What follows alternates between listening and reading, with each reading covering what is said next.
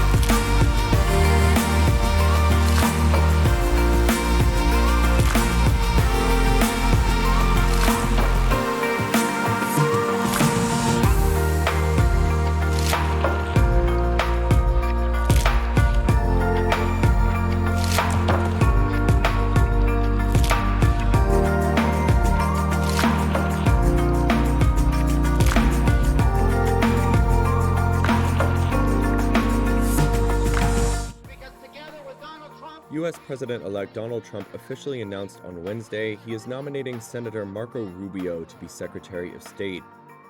The Republican senator from Florida is a senior member of both the Foreign Relations and Intelligence Committees.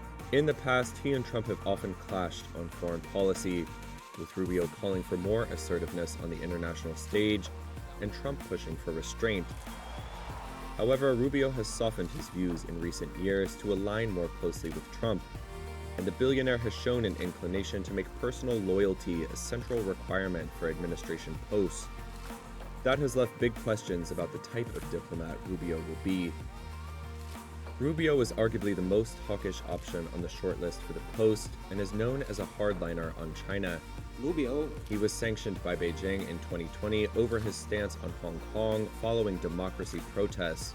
Director of the SOAS China Institute, Steve Zhang, told Reuters that Rubio's selection would put China in a potentially tough position. China will have to lift its sanctions against Rubio.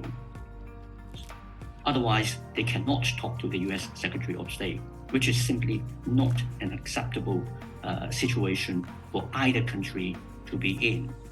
Zhang believes China won't want to be accommodating of US senior officials. As a result, he anticipates that Chinese President Xi Jinping will push to skip over Rubio and pursue a direct line with Trump.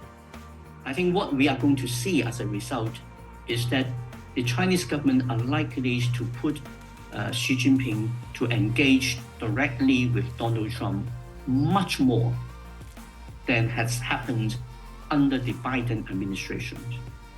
Xi believes that he could work his magic on Donald Trump as he had done in the first Trump administration. The choice of Rubio as Secretary of State could come as some relief to U.S. partners worried that the Trump administration could pull back from its global network of alliances, including NATO. When he tapped Rubio for the job, Trump said, quote, "He will be a strong advocate for our nation, a true friend to our allies, and a fearless warrior who will never back down to our adversaries." The Ukraine crisis will be high on Rubio's agenda. He has said in recent interviews that Ukraine needs to seek a negotiated settlement with Russia rather than focus on regaining all territory that Russia has taken over the last decade. Earlier this year, he voted against a big military aid package for Ukraine, Israel, and other U.S. partners. Rubio told NBC in September, quote, "I'm not on Russia's side, but unfortunately, the reality of it is that the way the war in Ukraine is going to end is with a negotiated settlement." Trump's pick of Rubio could signal stricter enforcement of oil sanctions on Iran and Venezuela. Iran's oil production has been the target of successive waves of restrictions. During Trump's first term, oil exports from the third largest producer in OPEC slowed to a trickle. While Rubio could push foreign partners to enforce existing sanctions, that could also risk retaliation by major buyers of Iranian crude, like China, which could reduce the primacy of the dollar in oil trades. Rubio has also been a fierce critic of Venezuela's socialist president Nicolas Maduro, meaning his appointment suggests an improvement in relations between the U.S. and Venezuela is unlikely. However, analysts have warned that tougher sanctions could prompt the OPEC nation to boycott Trump's goal of repatriating thousands of illegal migrants.